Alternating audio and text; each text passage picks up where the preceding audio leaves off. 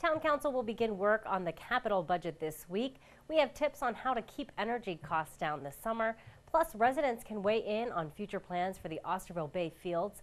These stories and more on this episode of Barnstable Today. It's Monday, June 1st, 2015. I'm Sarah Mannel.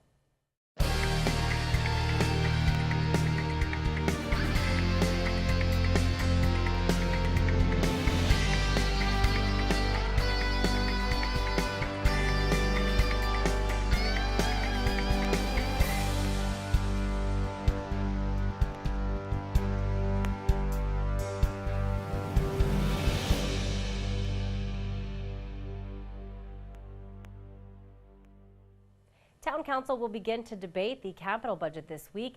Town Manager Tom Lynch says town staff worked all year to craft the budget. We have I've sent to the Town Council the summary that Mark Milne and I will be presenting to them, basically an overview of the budget on Thursday evening. We'll also hear from the community, the Comprehensive Financial Advisory Committee. They'll be doing a review of that they've looked at the budget. We have put online for citizens really an operating budget summary that's there that people can go. And for those that really like to get into numbers, we have our book on there, which we will get comments from citizens. They take the time to look at it. It's a lot of information, but we try to distill it into our priorities, what we're going to be doing. And the council is at our agenda setting meeting on last week with the council president.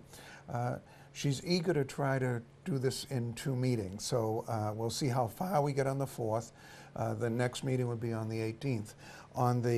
We've got the meeting in the 11th in the middle that if we're not moving along quite as quickly as we would like, but we don't want councils to feel rushed in any way. It's a big budget. There are a lot of priorities, a lot of issues that could be raised, and we want to be sure that everyone has a chance to look at that. Lynch says the capital budget follows priorities laid out by Town Council in their strategic plan. Some of the Town Council priorities that were there were funding for quality of life initiatives. So we have money in there for senior services outreach.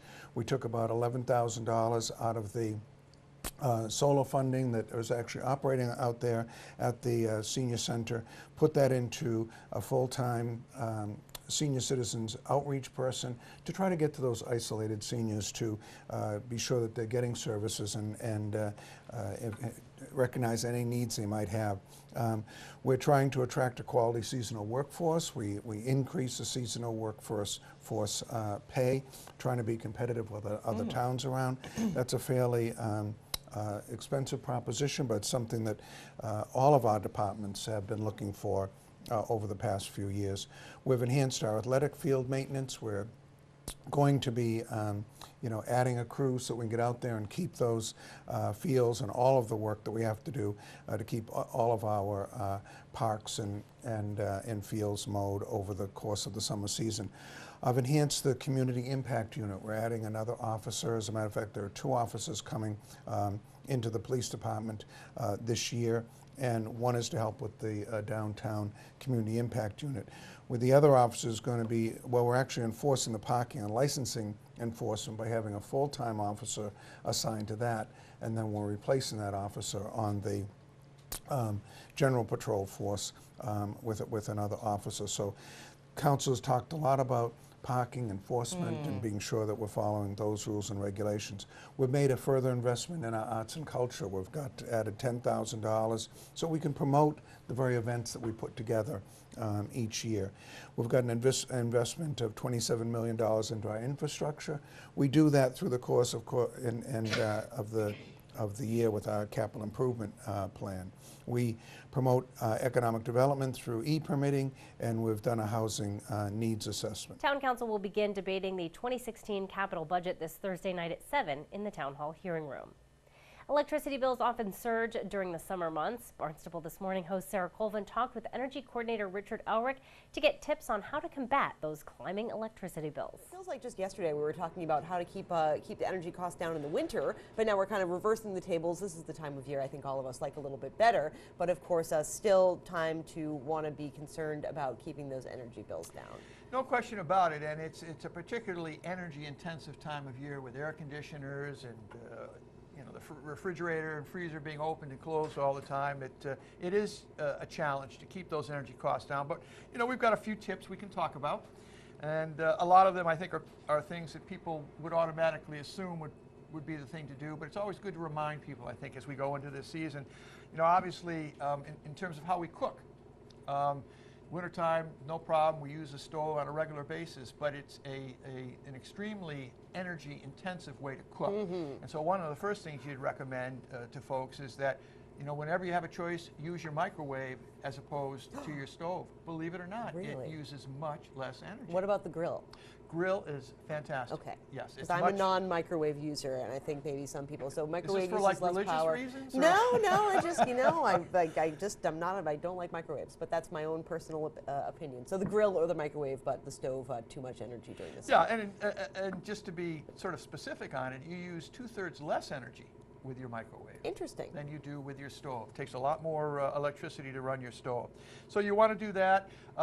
Another thing that surprises people is that you use much less water when you use your dishwasher as opposed to hand washing your dishes. And I think a lot of that has to do with how you do it. Some people will keep the water running all the time when they're washing their dishes. And, that's not really the efficient way to do it. So whenever you can, use your dishwasher and then try to dry it without using the heat. Takes a little bit longer, obviously, to dry things, but that certainly makes a more efficient way to do your dishes. The other thing is you want to try as much as you can to keep your refrigerator full of food, because as you open the door more and more, having more food in there that's cooled already makes it easier to maintain that cooler temperature. If you have fewer items in there every time you open that door, it sort of increases the rate at which the warming would take place. Interesting. You want to turn up your thermostat. I know a lot of people love to have their thermostat low, believe it or not. And I'm talking about air conditioning essentially now, not so much your the heating heat. thermostat. You don't want to turn the heat on. But for example, if you're in the house, it's recommended that you set your thermostat at 78 when you're there, to not overtax your air conditioner and to not use the energy from your air conditioner any more than you have to. Great. And then if you're there, set it at 85. I mean, if you're gone, set it at 85 because it'll get cool enough quickly enough with most of these thermostats.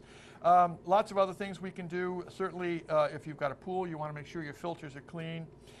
You want to, as we always say, whether it's summer or winter, make sure that your appliances aren't on any more than they need to be. And even when we keep our computers and our televisions plugged in, they're still using a certain amount of energy. Yes. So you want to unplug them or shut off the power strip. The power strip. Thank you for that. You really are energy welcome. conscious. I try to be. I try to be energy conscious. And a couple of other things. Fans. Fans are much more efficient to work with than air conditioners are. Obviously, some days you can't stand it. You need that AC. And yeah. you need the AC. So that's something. Window shading, another important item.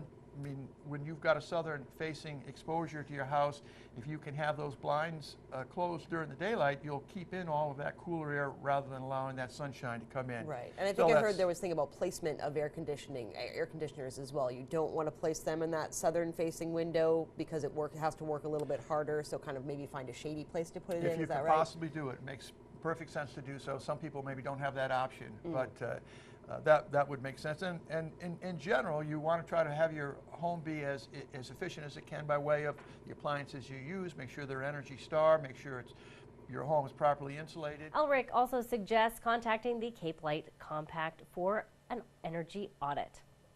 Residents will get another chance to weigh in on future plans for the Osterville Bay Fields. The Growth Management Department will host a community forum at the Osterville Village Library tomorrow night at 6:30.